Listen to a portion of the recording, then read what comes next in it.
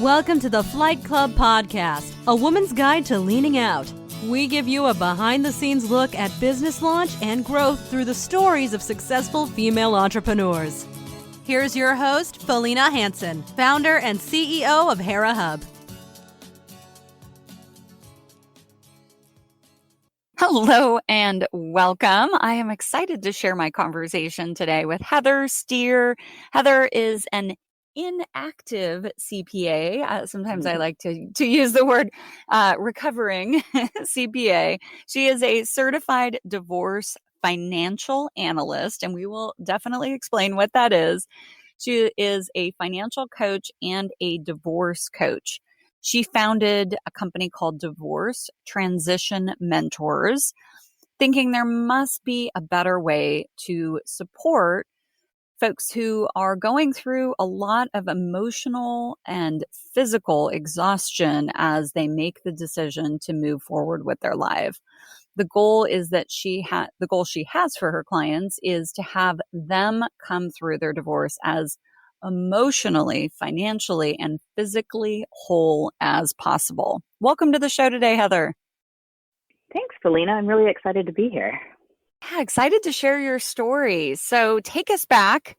Tell us, background about you coming up to the point that you launched your business. Sure. I am originally from Seattle, Washington. I went to University of Washington and moved to Southern California about 15 years ago. And I evolved, as you said. I'm a recovering CPA. I have a strong accounting background, but I really evolved my career into operations and specifically in supply chain. So I was an executive in the wireless industry for many years and did a lot of change management.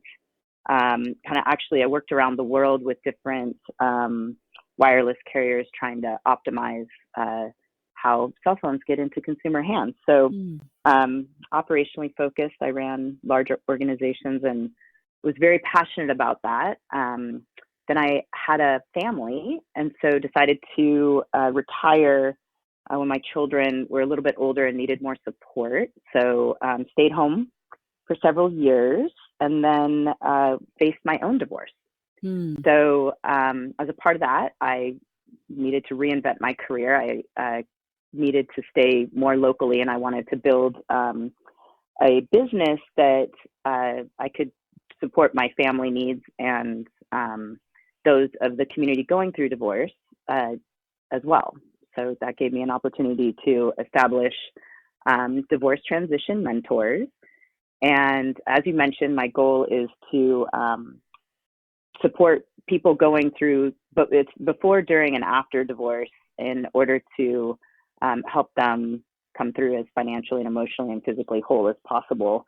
And I really became passionate about it, as a result of going through my own divorce, but really wanting to bring the things that I loved about my different parts of my career. And I love change management. I love mentoring people. I am passionate about helping people feel empowered, and particularly in times of distress, whether that's an organizational change or a major life change like divorce brings upon people. Yeah, absolutely. It's got to be, I'm sure it's, if not number one, in the top few life events that can really affect people in many ways. I want to go back though first before we jump to your business. I'm going to rewind a little bit. A few questions here. First, what brought you to San Diego? My ex-husband and I were dating long distance, and at the time he was about to launch into his career, and so we were deciding whether to stay. He was going to look in Seattle, and at the time AT&T Wireless was being bought by Singular, so I thought I was going to be laid off because I was an executive and figured they had me on the other side, but so I ended up deciding we start our married life in San Diego, and I moved, but I ended up staying on with Singular and running the integration of the supply chain process. So that must have been an interesting yeah, merger. It was a lot of frequent flyer miles. Yes. I was flying all over the country, but it was great. It was really amazing work to do, and I enjoyed it a lot. So that was good. Yeah.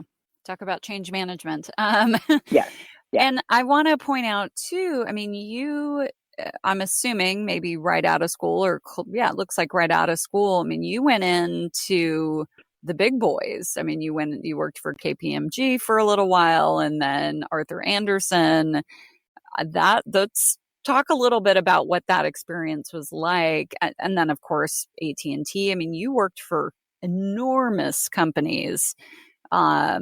And then, now as running a small business, very, very different, I'm sure. But talk a little bit about that experience. And was there anything there throughout your career path that informed you in making the decision to go out on your own? Or was it more so, you know what, I need to balance my life, I have family, need to spend time with them and create something that can allow me to have that balance as an entrepreneur? So I have always been passionate about being an entrepreneur, and I was very lucky in my work at KPMG. I was in, obviously there's a lot of startup companies in Seattle, and I was a part of the Paul Allen group up there. So I worked with a lot of his startup companies, doing the auditing and just seeing them grow and the growing pains that go along with that. I'm very process oriented. My transition from KPMG actually to Arthur Andersen was due to Arthur Andersen having a group called, it was a business process risk consulting group. And it was very much oriented around helping companies grow and evolve practices as they needed to change. And so it was great. So I went into the operations side of the house at that point.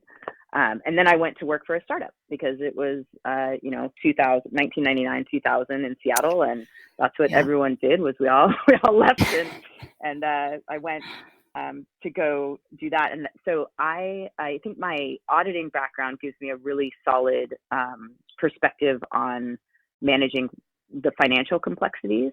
Yeah. And then partnering that with all the change management I did at Wireless, it helped me with the working across all the legal, HR, accounting, finance, the operations piece. It's so I love helping to build businesses.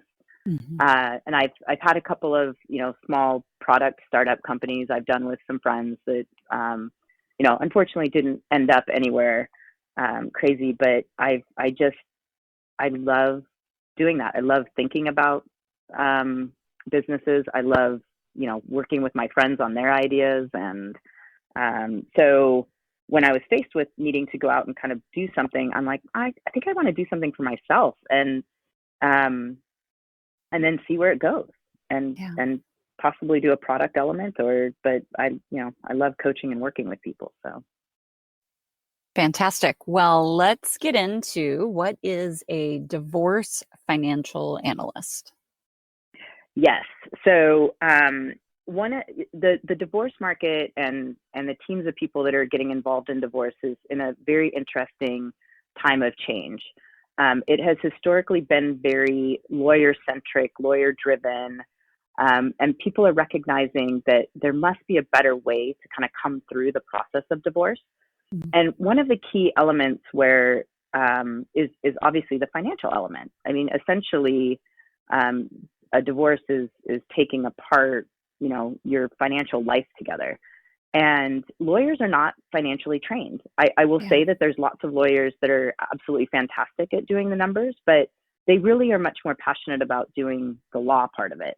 Yeah. And so when you look at, that expertise, I'm someone that thinks in the numbers many hours a day, and that's, what I'm trained in and what I've, spent 300 plus hours in advanced divorce, training and my CPA license and everything else to, keep up with tax implications. And I mean, it's a huge change in your life that you don't want to make a mistake in.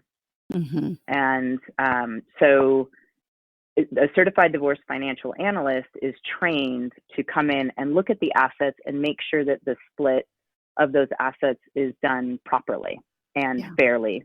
You know, whether you're in an equitable distribution state or a community property state, you know, we're trained to look at that sort of thing and, you know, help someone really think through how they want to split their assets. Yeah, and I would imagine in some cases you're probably doing a bit of CSI detective work. Is that the case? Yes, I do. Yes, I do forensic work and definitely do a lot of sniff testing as I'm, you know, poring over the documents that are shared between people. With my practice, I tend to be, I work with people who are generally not the educated spouse when it comes to the numbers. Mm-hmm. So I really try to spend a lot of time educating and supporting people as they're going to have to take over and own this part of, you know, their lives in the next chapter. Yeah, absolutely. And making sure everything's out in the open and everybody knows about what's exactly what assets are really out there. Or even on the flip side, I've had some friends who have gone through divorce and didn't realize their spouse had debt that they had racked up. And then they're on the hook for some very poor choices that their spouse made that they didn't even know about. Yes, I have absolutely seen that. I do a lot of speaking around just coaching people to be financially educated. Check your credit score on a regular basis. Sit down with your spouse, understand what retirement assets you have. Even if you're not the one that's managing them, they generally kind of get parked and reviewed on an annual basis. Make sure you know, like, where do you financially stand? You know, what accounts do you have? Where is everything? I get very worried in today's world where the virtual, everything is virtual. Yeah. So you're not getting mail coming through. Mm-hmm. And if you're getting divorced and you're trying just to inventory what accounts exist, it's becoming a lot more challenging because it's in the other spouse's mail. So I would recommend people have a bill email specific address and they both monitor it. And maybe one person's the bill payer, but always, you know, at least have a open and honest discussion with understanding your finances. Yeah, that's such a good idea. I never thought about that. That's great advice. Are you then, help me understand kind of the role you play here. Are you representing one side or are you oftentimes brought in to kind of, I don't know what the right word is, but work with both parties kind of back and forth to play a neutral, you know, middle person? So, you know, you can move through things. I do mediation. I do actually mediate. I not on the legal, all of that side, but on discussing the financial element. So, but it honestly, I'm very passionate about advocating for people.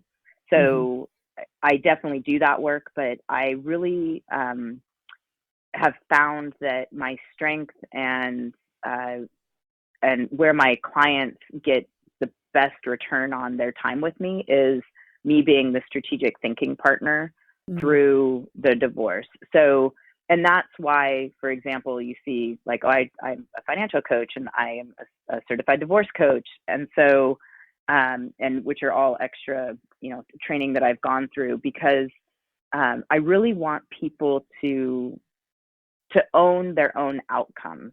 That's where they're going to feel the most satisfaction. They need to, the decisions that are made during divorce are made at a time that never in a million years would you tell your friend to go make these sorts of decisions when they're in this, you know, state. I mean, it's such a horrific state of grief and, you know, change. I mean, and all of a sudden you're faced with having to make decisions around every element of your life.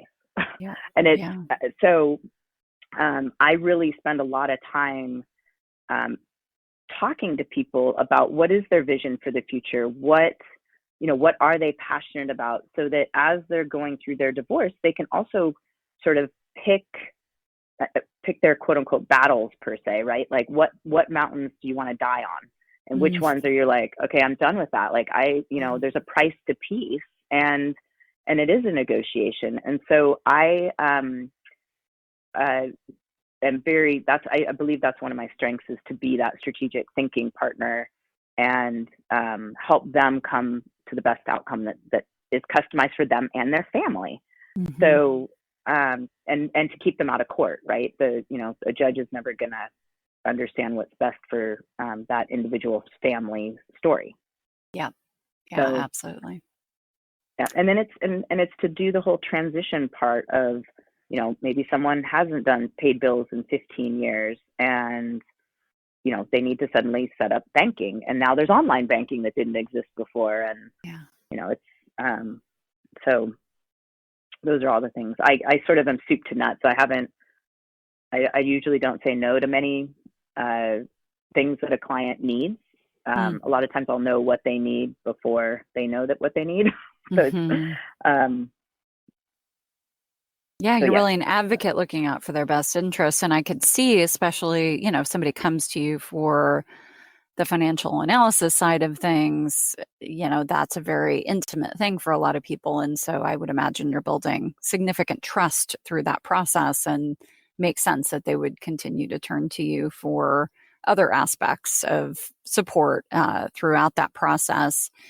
The CDFA Certified Divorce Financial Analyst designation, I've been hearing a lot about it lately, and maybe it's just the circles I run in, or I don't know what, but is this a slightly newer certification, or are they doing a better job of marketing it?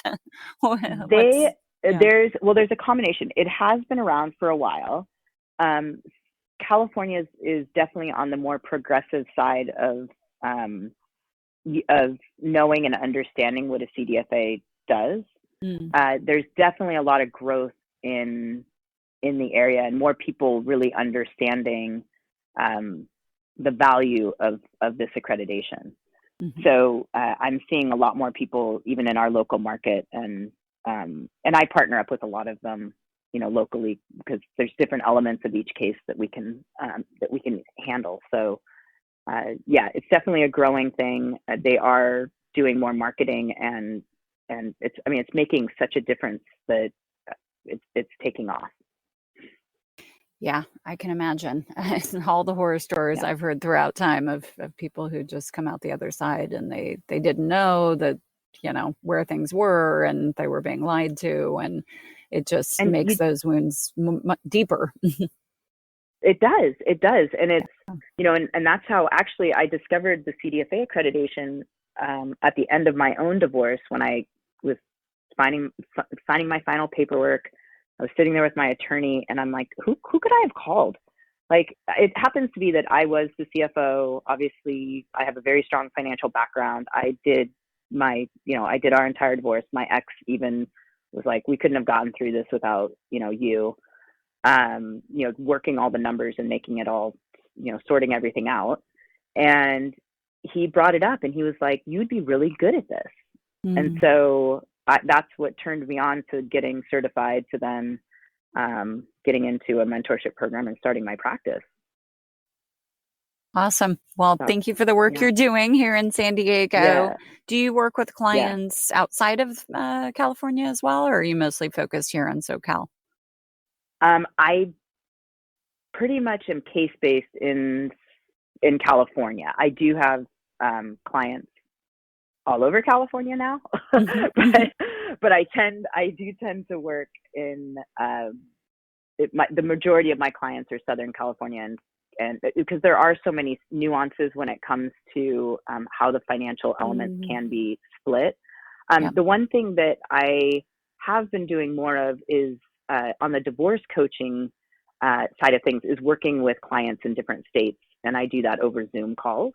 Mm-hmm. So I am starting to build a practice around that. So that's been really interesting and great work to be able to do as well. It's a lot of project management work or post divorce support.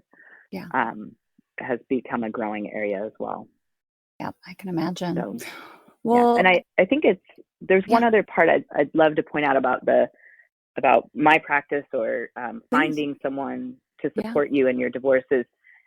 There are medical advocates who go out and they go to your doctor's appointments with you, and they're that second set of ears to listen. And as you're sitting in conversations or in your mediation or with your attorney, or there's really an opportunity to have someone who isn't going to cause conflict or set off the other side in the case, to just be there to listen. You're in a place of trauma and you'll hear every other word, and you'll walk away just going, I have no idea what was just said.